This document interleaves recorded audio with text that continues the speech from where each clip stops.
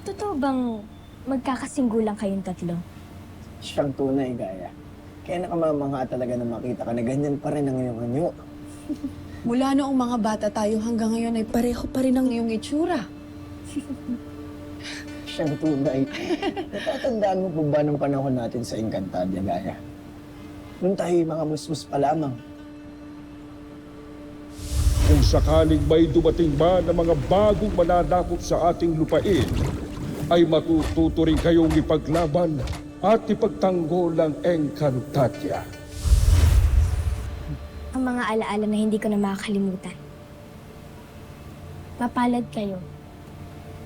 Well, marami na kayo naging karanasan sa buhay. Samantalang ako, mananatiling batang magpakailanman.